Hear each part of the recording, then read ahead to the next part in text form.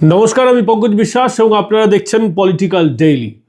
ফের মুখ পুরল রাজ্য সরকারের। এই রাজ্য সরকারের আর লজ্জা রাখার কোনো জায়গা নেই। হাইকোর্টে একের পর এক মুখ পুড়ছে এই রাজ্য সরকারের। ভয়ঙ্কর বিপদে পড়তে পারে রাজ্য সরকার। কেন্দ্র সরকার যদি চায় তাহলে বেলডাঙ্গা কাণ্ডের এনআইএ তদন্ত করাতে পারে, এবং এই এনআইএ তদন্ত যে হতে চলেছে তার একটা আভাস মিলতে চলেছে। তার কারণ ইতিমধ্যেই কেন্দ্রীয় স্বরাষ্ট্রমন্ত্রী অমিত শাহ, যাকে মমতা বন্দ্যোপাধ্যায় দুই চোখে দেখতে পারেন না, মাঝে মধ্যেই দুর্যোধন, দুঃশাসন কিসব নামে তাকে ডাকেন, এবং সেই অমিত শাহ ইতিমধ্যেই সিদ্ধান্ত নিয়েছেন যে দেশ বিরোধী যতগুলি এই ধরনের সংঘর্ষের ঘটনা ঘটেছে, যারা সরকারকে বা দেশকে ডিস্টেবিলাইজ করার জন্য, বিপদে ফেলার জন্য যেই সমস্ত আন্দোলন হবে সেগুলোর তো অমিত শাহ তদন্ত করাবেন বলেই দিয়েছেন। ফলে আভাস পাওয়া যাচ্ছে এনআইএ তদন্ত হবে, এবং এনআইএ তদন্ত কেন্দ্র সরকার চাইলে করাতেই পারে। সেই ছাড়পত্রও চলে এসেছে কলকাতা হাইকোর্টের তরফে। এবং কলকাতা হাইকোর্ট কি বলেছে? কলকাতা হাইকোর্টের প্রধান বিচারপতির বেঞ্চ, চিফ জাস্টিস সুজয় পাল এবং পার্থ সারথী সেনের যে বেঞ্চ, সেই বেঞ্চ আজকে কি নির্দেশ দিয়েছে? বেলডাঙ্গা কাণ্ডে বিরোধী দলনেতা শুভেন্দু অধিকারী সহ আরও অনেকে জনস্বার্থ মামলা করেছিলেন। সেই মামলার রায় আজকে এসেছে, এবং মামলার রায়ে বিচারপতিরা বলছেন যে এই কাণ্ডে রাজ্য চাইলে আরও কেন্দ্রীয় বাহিনী ব্যবহার করুক। ইতিমধ্যেই 5 কোম্পানি কেন্দ্রীয় বাহিনী রাজ্য সরকার সেখানে মোতায়েন করেছে বলে জানিয়েছে। 4 সপ্তাহের পর আবার শুনানি হবে। 4 সপ্তাহের মধ্যে হলফনামা দিতে হবে রাজ্য সরকারকে যে তারা কি অ্যাকশন নিয়েছে, এবং রাজ্য সরকারের যা এই যে অ্যারেঞ্জমেন্ট, তাতে আমার মনে হলো না যে হাইকোর্ট খুব খুশি হয়েছে।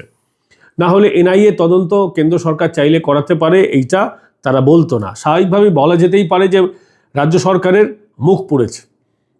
কেন মুখ পুড়েছে? বিচারপতিরা বলছেন যা ঘটনা ঘটছে তার সব কটার দায়িত্ব হচ্ছে জেলা শাসকের এবং পুলিশ সুপারের। যান মাল রক্ষার দায়িত্ব হচ্ছে পুলিশ সুপারের। তাহলে কি কোথাও এই রাজ্য সরকারের যারা অধীনস্থ এই কর্মচারী, অর্থাৎ পুলিশ, জেলা শাসক, তাদের কাজ কি ঠিকঠাক ছিল না? ঠিকঠাক যদি হতো, দেখুন, ঠিকঠাক যদি হতো তাহলে এত সময় লাগতো না। এটা তো অনেকেই বলছেন। প্রায় 24 ঘন্টার বেশি সময়, প্রায় 30 ঘন্টা ধরে দুষ্কৃতীরা দাপিয়ে বেরিয়েছে। পুলিশকে তো নানান জায়গায় দেখা গেছে আছে কিন্তু আবার নেই, মানে আছে কিন্তু আটকাচ্ছে না। মহিলা সাংবাদিক মার খেলেন, এবিপি আনন্দের পুরুষ সাংবাদিক, একজন চিত্র সাংবাদিক, একজন রিপোর্টার মার খেলেন, বহু মানুষ মার খেলেন, কিন্তু পুলিশ সেই সময় কি করলো? প্রশ্নচিহ্নের আওতায় রয়েছে। এবং পুলিশ বলছে মবের মধ্যে যাবেন না, মমতা বন্দ্যোপাধ্যায় বলছেন ভিড়ের মধ্যে যাবেন না। তাহলে সাংবাদিকরা কি করবে? পুলিশের মতন হাত গুটিয়ে এরকম করে বসে থাকবে? এবং এই যে ঘটনা, এই সব দেখে আমার কিন্তু মাথার চুল উঠে যাওয়ার জোগাড়। কিন্তু মমতা বন্দ্যোপাধ্যায়, অভিষেক বন্দ্যোপাধ্যায়দের মাথার চুল কি উঠছে? আপনাদের অনেকেরও অবশ্য মাথার চুল উঠে যেতে পারে, বা উঠছে অনেকে। তাদের জন্য একটা সলিউশন নিয়ে এসেছি আমি। আপনারা অনেকেই জিজ্ঞাসা করেন যে চুল পড়ে যাওয়া সমস্যার সমাধান কি? অনেকেই অল্প বয়সে টাক হয়ে যাচ্ছে না, একেবারে চুল পড়ে যাচ্ছে। আজ তাদের আসল আদিবাসী হেয়ার অয়েলের সমাধান দেব। আসল আদিবাসী হেয়ার অয়েল হচ্ছে একমাত্র আয়ুনারা আদিবাসী হেয়ার অয়েল, যা মোটামুটি 15-20 দিন লাগানোর মাত্রই আপনারা বুঝে যাবেন ভালোভাবে কাজ হচ্ছে। এই আদিবাসী হেয়ার অয়েল মহীশূরের পক্ষীরাজপুরা গ্রাম থেকে তৈরি করা হয়। একেবারে আদিবাসীদের কাছ থেকেই উপাদান নিয়ে এটা তৈরি করা হয়, যার নাম আয়ুনারা আদিবাসী হেয়ার অয়েল। অনেকের টাক হয়ে যান, সেই সমস্যার সমাধান হবে। চুল পড়া সমস্যার সমাধান হবে। কোথা থেকে এটা আপনারা কিনতে পারবেন? সরাসরি আপনারা কিনতে পারবেন ayunara.com থেকে, এবং আরেকটি নাম্বার যেটা আপনারা স্ক্রিনে দেখতে পাচ্ছেন, সেখানে হোয়াটসঅ্যাপ করেও আপনারা কিনতে পারেন। সরাসরি আপনাদের বাড়িতে হোম ডেলিভারি করা হবে এই প্রকৃত আদিবাসী হেয়ার অয়েল। লিঙ্ক ডেসক্রিপশন বক্সেও দেওয়া রয়েছে, সেখান থেকেও আপনারা এটা কিনে নিতে পারেন। এবার ফিরি মূল প্রতিবেদনে। দেখুন, এই রাজ্য সরকার বিভিন্ন ইস্যুতে যেভাবে তোষামোদী রাজনীতি করে, তোষণের রাজনীতি করে, তারপরেও তো তারা স্বস্তিমূলক জায়গায় নেই। হুমায়ুন কবির এই জেলায় ঘুম উড়িয়ে দিয়েছেন। হুমায়ুন কবির সেখানে গেছিলেন, তার জেলায় অশান্তি হচ্ছে এবং তিনি সেখানে আটকাতে গেছিলেন। হুমায়ুন কবিরের যারা দলের অন্যান্য সদস্যরা রয়েছেন যে মুখপাত্র রয়েছেন কামাল হোসেন, তার সঙ্গে আমার সাংবাদিক এসোনা কুণ্ডু তিনি কথা বলেছিলেন। সরাসরি হুমায়ুন কবিরের দলের তরফ থেকে কি বিবৃতি দেওয়া হয়েছে সেটা আপনাদেরকে শোনাবো। যখন উত্তাল হয়ে গেছে জনগণ, যেহেতু ওটা ওনার এলাকা, উনি নামলেন, সবাই চুপ হয়ে গেল। এই তোরা ছেড়ে দে, জায়গা ছেড়ে দে, মানুষের এরকম করবি না, ছেড়ে দে, যা শান্তিপূর্ণভাবে তোরা চলে যা, বাড়ি চলে যা। তখন পুলিশ কিন্তু দাঁড়িয়েছিল, পুলিশ কিন্তু কিছু বলে, পুলিশ পারেনি। একটা জনপ্রতিনিধি গিয়ে সেখানে গেছে, ওই তৃণমূলের কেউ গেলে তাড়া করতো, কেউ গেলে তাড়া করতো। তারপরে উনি চলে গেলেন দমকলের মিটিংয়ে, আমি ছিলাম। তারপরে যতই শুরু হয়ে গেল লাঠিচার্জ, সাংবাদিকের উপরে মারপিট, সাংবাদিকরা কাতর আবেদন করছে আমাদের বাঁচান। তো তাহলে কার কাছে আবেদন করবে? আপনারা ওখানে ল অ্যান্ড অর্ডার করতে গেছেন নাকি মশলা মুড়ি খেতে গেছেন? তাহলে আগে দেখতে হবে যে আমার পার্টির লোকজন তারা কি আমাদের ভোট নেবে, মুসলমানদের ভোট নেবে, কিন্তু মুসলমানদের কোনোদিন সমস্যার সমাধান করবে না। দেখুন, রাজনীতিবিদরা রাজনীতির কথা বলবেন। হুমায়ুন কবিরের দলের তরফ থেকে যে বিবৃতি দেওয়া হয়েছে সেটা আপনাদেরকে শোনালাম, কিন্তু মমতা বন্দ্যোপাধ্যায়ের যে বক্তব্য সেটা কি সন্তোষজনক ছিল? অভিষেক বন্দ্যোপাধ্যায়ের বক্তব্য কি সন্তোষজনক রয়েছে? তৃণমূল কংগ্রেসের আচরণ কি সন্তোষজনক? এই তৃণমূল কংগ্রেসের আমলেই তো এই ধরনের গোষ্ঠী সংঘর্ষ হচ্ছে, তাহলে রাজ্যের শাসক দল কি তার দায় এড়াতে পারে? কেন শুক্রবার দিন ওদের জমায়েত হয়? ওদের ক্ষোভের কারণ আছে, ওরা একটু সেদিন জমায়েত টমায়েত করে, কেন এই ধরনের বক্তব্য? কেন সরাসরি অ্যাকশন নেওয়া হলো না? যখন দেখছেন একটা মব জড়ো হচ্ছে, তখন মবকে আটকানোর জন্য আগাম ব্যবস্থা নেওয়া হয়নি কেন? পুলিশের সেই রেডিনেস থাকে না কেন? কমব্যাট রেডিনেস নেই কেন? এই জেলাটা তো এমনিতেই সেন্সিটিভ, সকলেই জানে, নতুন করে বলার কিছু নেই। এবং ভোটের আগেই যদি এই অবস্থা হয় তাহলে ভোটের সময় কি হবে? সেন্সিটিভ জোনে কেন কমব্যাট রেডিনেস নেই? আর কয়েক মাস পরেই ভোট, জানেন না অশান্তি হবে। এবং যারা অশান্তি করলো, বেশিরভাগ যারা সংখ্যালঘু মানুষ, তারা গ্রেফতার হলেন। যারা অশান্তি করলেন, গ্রেপ্তার হলেন, তারা ভেবে দেখুন তো, এখন মমতা বন্দ্যোপাধ্যায় কি আপনাদের বাঁচাতে আসবে? ভয়ঙ্কর ভয়ঙ্কর ধারা লাগবে। দাঙ্গার ধারা কি ধরনের ভয়ঙ্কর হয় সেটা আমার জানা আছে। শুধুমাত্র একটি খবর করেছিলাম, তারপর পুলিশ আমাকে সেই খবর করার জন্য, একদম বাস্তব খবর, আমাদের কাজ তো আর দাঙ্গামূলক উস্কানিমূলক কাজ করা নয়, আমরা খবর প্রকাশ করি। এই যে যেমন ধরুন এই বেলডাঙ্গার খবরটাই আপনাদের জন্য আমরা তুলে ধরেছি, আমরা এই ধরনের খবর করি। তো এরকমই একটা ঘটনা গত বছরের খবর করেছিলাম, পুলিশ দাঙ্গার ধারা লাগিয়ে আমাকে অ্যারেস্ট করেছিল, যদিও জেলে ভরতে পারেনি, কিন্তু যারা গ্রেফতার হলেন তাদের বেশিরভাগের তো জামিন হবে না। আমরা অন্যায় করিনি, আমাদের জামিন হয়ে গেছে, কিন্তু যারা অন্যায় করেছেন, গ্রেপ্তার হয়েছেন, এখন কি আপনাদের মমতা বন্দ্যোপাধ্যায় বাঁচাতে আসবেন? অভিষেক বন্দ্যোপাধ্যায় বাঁচাতে আসবেন? কোনো রাজনৈতিক দলের হুমায়ুন কবিরও হতে পারেন, বা অন্য রাজনৈতিক দল, সিপিএম, কংগ্রেস, যে কোনো রাজনৈতিক দলের লোকেরা কি আপনাদের বাঁচাতে আসবেন? আসবেন না। কেন তাহলে আপনারা এই ধরনের অশান্তিতে জড়িয়ে পড়েন? আমরা দেখলাম বাচ্চা বাচ্চা ছেলেরা সেখানে পাথর রেল লাইনের উপরে ফেলে দিচ্ছিল যাতে অ্যাক্সিডেন্ট হয়। বারংবার বন্দে ভারত আক্রান্ত হয়েছে, অন্যান্য ট্রেন আক্রান্ত হয় এই জেলায়। কেন এই মানসিকতা তৈরি করা হয়? রুট কজটা কোথায় সেটা কেন খুঁজে দেখা হচ্ছে না? কেন রুট কজ? দেখে তো মনে হলো ছেলেগুলো মাদ্রাসার ছেলে, বাচ্চাগুলো, বা নাও হতে পারে, অন্যান্য স্কুলেও পড়তে পারে, অসুবিধার কিছু নেই। কিন্তু আমি যেটা বলতে চাইছি যে এই সমস্যার যে মূল মানসিকতা যে তৈরি করা হয় যে এই ধরনের কাজ করা যেতে পারে, সেই দুঃসাহসটা আসে কোথা থেকে? কেন পুলিশের ভয়টা নেই? পুলিশের ভয় থাকা দরকার। একেবারে পুলিশের ভয় যদি সমাজের মন থেকে মুছে যায় তাহলে সমাজে অরাজকতা হবে, যেটা এখন হচ্ছে। আমি গন্ডগোল করলে আমার বিরুদ্ধে ভয়ঙ্কর ধারা হতে পারে এবং আমি এই ধরনের কাজ থেকে বিরত থাকব। একটা শ্রেণীর মানুষের মধ্যে এই ভয়টা নেই কেন? কেন তাদের মধ্যে এত বেশি আশা, তাদের মনে এত বেশি সাহস যে আমরা যা খুশি করতে পারি, কিন্তু মমতা বন্দ্যোপাধ্যায়ের রাজত্বে আমাদের তেমন কিছু হবে না? এই সাহসটা, এই আত্মবিশ্বাসটা আসে কোথা থেকে? এই প্রশ্নটা কি আমরা করব না? বলুন তো। আজকে রাজ্যের শাসক দলের বিধায়করা গন্ডগোল পাকাচ্ছেন, গন্ডগোলে উস্কানি দিচ্ছেন। এটা তো না হয় বেলডাঙ্গার কেসটা অন্য কেস ছিল। ঝাড়খণ্ডে, যেটাও দিদিমণির প্রাণের ভাইয়ের রাজ্য, সেখানে এই ঘটনাটা হলো। কোনো বিজেপি শাসিত রাজ্য নয়, বিজেপি শাসিত রাজ্য হলে তো ফাটিয়ে দিতেন আপনারা। শুধুমাত্র মুর্শিদাবাদে গন্ডগোল হতো, গোটা পশ্চিমবঙ্গে আপনারা আগুন লাগিয়ে দিতেন, যেমনটা ওয়াকফের সময় হয়েছিল, যেমনটা আমরা দেখেছি এর আগে অগ্নিবীরের স্কিমের সময় হয়েছে, এর আগে সিএ যখন হচ্ছিল, সিএবি যখন বিল ছিল, সিএ আইন পরিণত হলো, সেই সময় যেমন আন্দোলন হলো এবং তখনও মমতা বন্দ্যোপাধ্যায়ের ভূমিকা নিয়ে প্রশ্ন ছিল, আজও আছে। তারপরে কেন অ্যাকশন হচ্ছে না আমরা জানি না। এসব অনেক প্রশ্নের উত্তর আমাদের পাওয়া বাকি আছে, কিন্তু রাজ্যের শাসক দলের নেতারাও আমরা দেখছি বিভিন্ন অশান্তিতে জড়িত হয়ে পড়ছেন। ফারাক্কার বিধায়ক মনিরুল ইসলাম এবং ডোমকলের, মাফ করবেন, পাণ্ডবেশ্বরের বিধায়ক অসিত মজুমদার, তারা গন্ডগোলকে লিড দিলেন, বিডিও অফিসে ভাঙচুর করলেন। বর্তমান সময়ে একটা ন্যারেটিভ তৈরি করা হচ্ছে যে সমস্ত অশান্তির জন্য ইলেকশন কমিশন দায়ী। আর ইলেকশন কমিশন তো আকাশ থেকে উড়ে এসে জুড়ে বসেছে এমন কেউ নয়। ইলেকশন কমিশনের মানেটা কি? ইলেকশন কমিশনের কাজ কারা করছে? একেবারে নিচু থেকে যদি শুরু করি তাহলে বিএলও, মাঝামাঝি জায়গায় বিডিওর অফিস এবং সর্বোচ্চভাবে ডিএম, তার উপরে ইলেকশন কমিশনের যারা অফিসার আছেন তারা তো শুধুমাত্র ফাইল সই করেন, তারা নির্দেশ দিয়েই খালাস। কিন্তু এই ইলেকশন কমিশনের ভূমিকাও সন্দেহজনক। আপনাদেরকে সেই বিষয়টা আজকে বলবো। তার আগে বলি যে এই পাণ্ডবেশ্বরের বিধায়ক অসিত মজুমদার দাঁড়িয়ে রইলেন, তার সামনে ফর্ম 7 অর্থাৎ ভুয়ো ভোটার যারা রয়েছেন, যাদের বিরুদ্ধে অভিযোগ, সেই সমস্ত ভুয়ো ভোটারকে তারা কিভাবে তৃণমূল কংগ্রেস সাপোর্ট দিচ্ছে দেখুন। যারা ভুয়ো ভোটার আছেন, যাদের বিরুদ্ধে সন্দেহ, অধিকার তো আমার আছে যে আমি সেটা জমা দিতে পারি, ভুয়ো ভোটার চিহ্নিত করতে পারি, প্রত্যেক রাজনৈতিক দলের সেই অধিকার আছে, কিন্তু তাদেরকে পেটানো হলো। বিজেপির যিনি প্রতিনিধি যখন গিয়েছিলেন ফর্ম 7 নিয়ে, সন্দেহজনক, একেবারে বিডিও অফিসের মধ্যে ছিঁড়ে ফেলা হলো। বিডিও কি করলেন, কি ভূমিকা নিলেন, কি রিপোর্ট তলব করা হলো? ইলেকশন কমিশন কি করছিল? ঠুটো হাত জগন্নাথ। ইলেকশন কমিশন তো সমস্ত বিষয়টা ঘেঁটে দিচ্ছে। আজকে ইলেকশন কমিশনের পর্দা ফাঁস করব।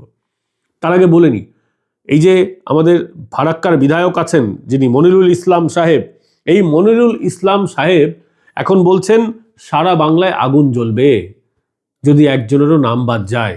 তিনি বলছেন ইলেকশন কমিশনকে ডান্ডা দিয়ে ঠান্ডা করতে হবে, বাঁশের কঞ্চি দিয়ে হবে না, পতাকার যে ডান্ডাটা সেটা দিয়ে হবে না, মোটা ডান্ডা লাগবে, এই ধরনের কথা তিনি বলছেন।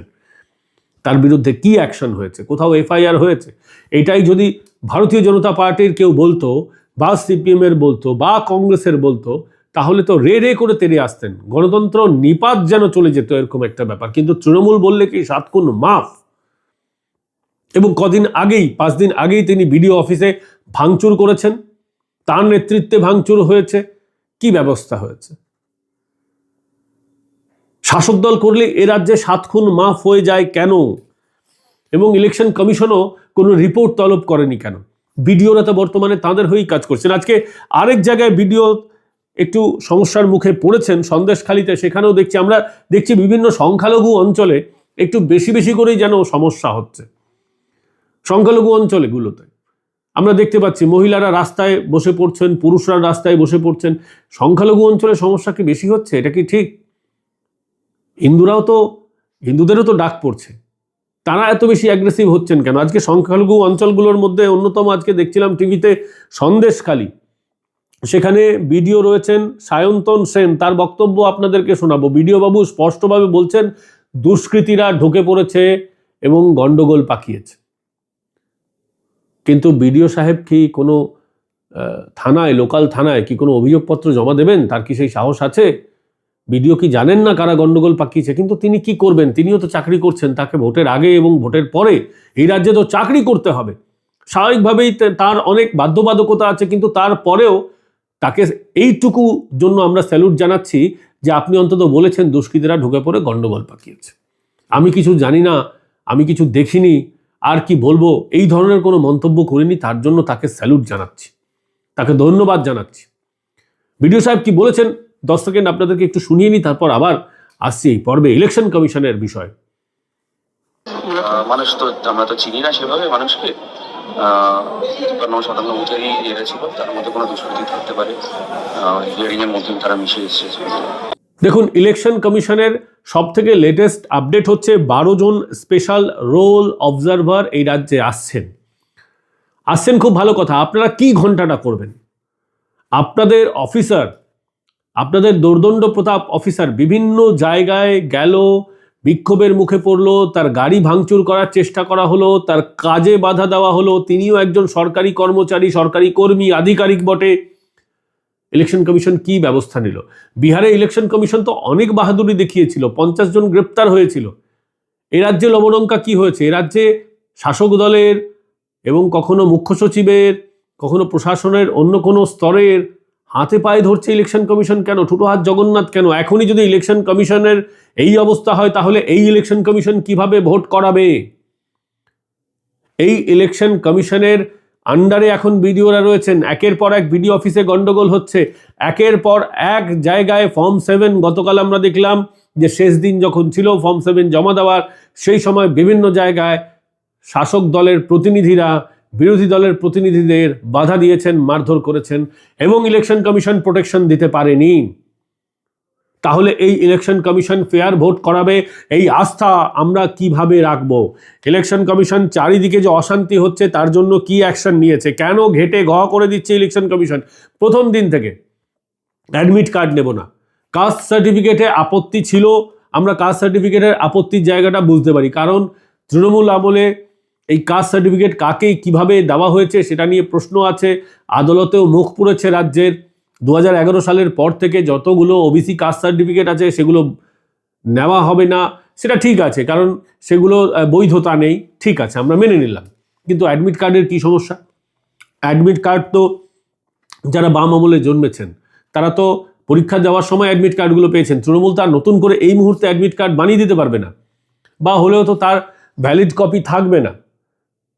ধরুন আমি যেমন 2002 সালে মাধ্যমিক দিয়েছি, আমি যদি মাধ্যমিকের অ্যাডমিট কার্ডটা দিই কি মানে কি সমস্যা হবে? তখন তো তৃণমূল কংগ্রেস, দেখো আমি বার্সিমামের মতন ছোট রাজনৈতিক দল ছিল, 98 সালে জন্ম নিয়েছে, 2002 সালে তৃণমূল কংগ্রেসকে সেইভাবে খুঁজে পাওয়া যেত না, দেওয়াল লেখার লোক ছিল না। আমি যদি আমার অ্যাডমিট কার্ডটা দিই কি সমস্যাটা হবে? বা এই আমলেও অ্যাডমিট কার্ড তো ভ্যালিড ডকুমেন্ট, এইভাবে যদি ডকুমেন্ট বাদ দেন তো কোনো ডকুমেন্টই তো তাহলে নেওয়া যাবে না, শুধুমাত্র ভোটার কার্ড নিন তাহলে।